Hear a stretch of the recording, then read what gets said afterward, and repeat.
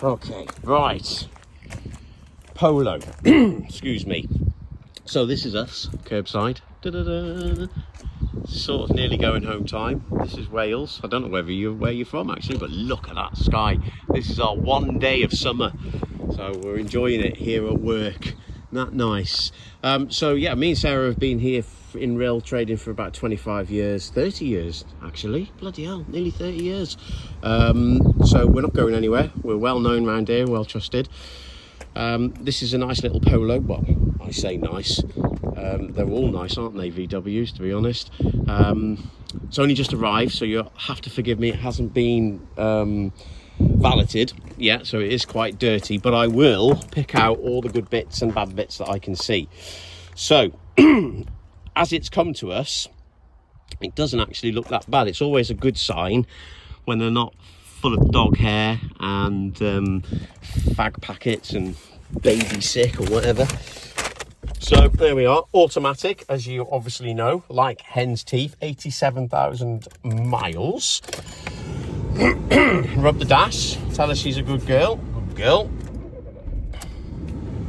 There we are, and away she goes. So the little green symbol there is to tell you to put your foot on the brake when you want to engage gear. I don't know whether you already know that. These are pretty good gearboxes in the I'll turn it off so you can hear me, in the VWs. DSG, it's their own gearbox. It's a nice gearbox. So we got the lock safety feature on here as well, and we have electric windows, excuse me, sorry, electric mirrors, which are heated. Ooh. Front and rear fog lights. Here's your headlights. That there connects to your phone, so you can play music through it or talk to your nearest and dearest or work. We've got the trip computer, which will tell you all sorts of wonderful rubbish, useful information, like how many miles you got left. Oh, I don't know, that tells us that there, doesn't it? That tells you you're doing... Well, I'll start the engine up anyway, actually, so you can have a look at the engine and the front. Where's the bloody thingamajig? Electric windows, front and rear, radio, stereo with CD player. Let's see if they've got one. No, tight arses, didn't leave one in. There we are, never mind, don't know what that means. But a good sign, they were listening to BBC Wales, which basically means they haven't thrashed the car, because anybody who listens to BBC Wales, they definitely don't drive fast. So we've got one of them. That's a thing that you plug into. That sets your tyre pressure monitoring system. Don't get me started on them, they're a bloody waste of time. I mean, the tyre pressure monitoring system, that's your locking wheel. Tyre pressure monitoring system, I mean, seriously, do we really need a tyre pressure monitoring system? A light that comes up here to tell you if you've got a flat tyre. Have we got that lazy look, there's a flat tyre. I can see it's a flat tyre, it's going flat. Look, it's got, that's not a flat tyre, that is a flat tyre. Do I need a bloody sensor to tell me that? No. I don't know. Anyway, there we go. Progress. So, engine. Hang on a minute. Now, the first thing that you may... Hang on. The first thing you may notice is it's dirty. And you go, wow, that's dusty and dirty. Normally when I go to a car place and I pop the bonnet up, the engine is gleaming. In fact, it's so clean it looks like it's new. This is because the idiots have tried to trick you into thinking it's something that it isn't, by jet washing the engine. And we are mechanics. We're not. Yeah. See you, Benji. So we're not salespeople. We're mechanics, and we know that you should not jet wash your engine because it's got things like this. That there is its little computer. So it's basically like your laptop being parked up there and me coming along with a jet wash and jet washing it to make it look clean and presentable. So that is just a no-no. And the other good reason we don't like jet washing engines, because if they have got an oil leak, then we can see where it's coming from. We can see it's been leaking because it'll leave a telltale sign. Now, let's have a look at the bodywork. Right, so bonnet looks good, bit dirty, but there's no nasty obvious stone chips.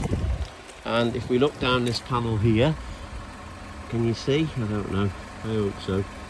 I can't see any nasty dings, no, certainly no big dents anyway. Got a little mark, I think it. Oh, that's coming off of my finger. I don't know what that is. It's a bit of dirt.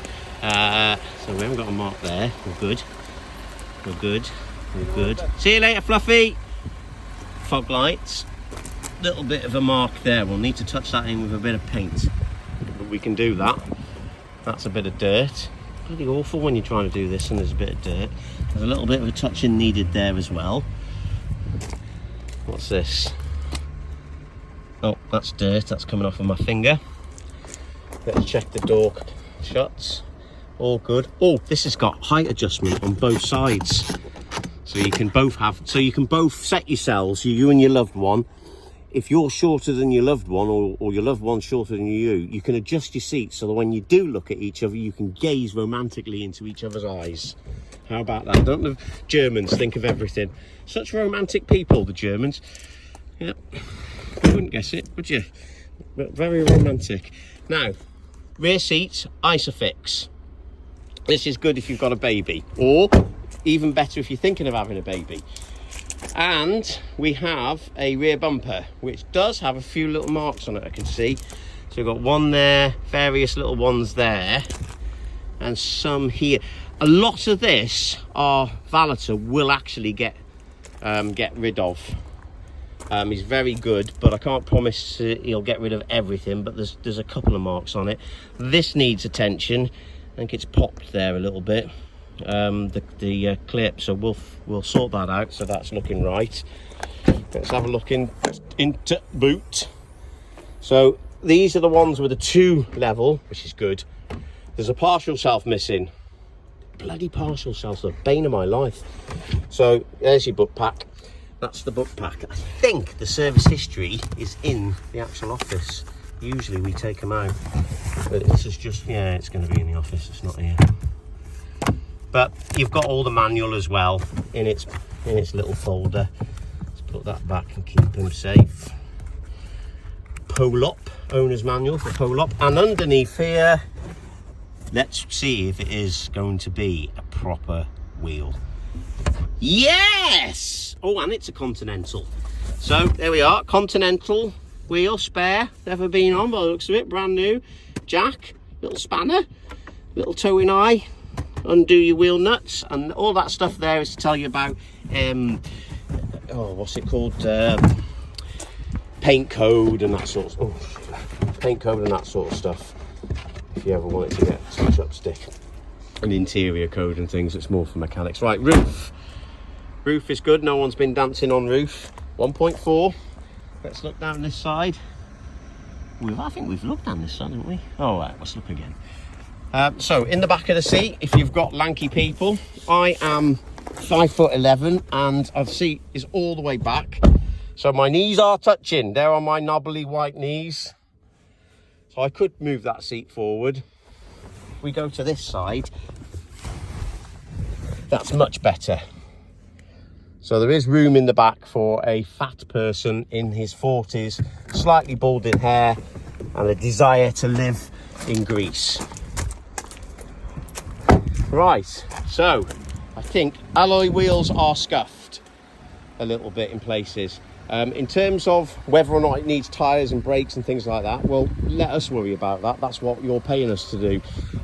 We're a little bit different to, I dare say, every garage on the planet. We actually do the advisories. So not only do we do an MOT, and we insist on doing an MOT.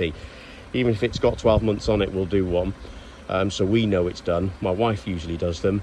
We also do the advisories. So if it needs brake discs, or the brake pads are getting low, or a track rod end's got slight play in it, would ordinarily pass but would be an advisory, we will do that. Most garages will beg their MOT tester, who they've got a long-standing relationship with, not to put the advisories on, and then the MOT tester doesn't have to do it by law, so they don't. And then you buy the car, and within 6 months you're having to put a track rod end in. You phone them up and they say, well, that's just a wear and tear part, it's not covered under your warranty. So we do it all, and that way me and Sarah can rest our heads on our pillows easy at night without having to worry.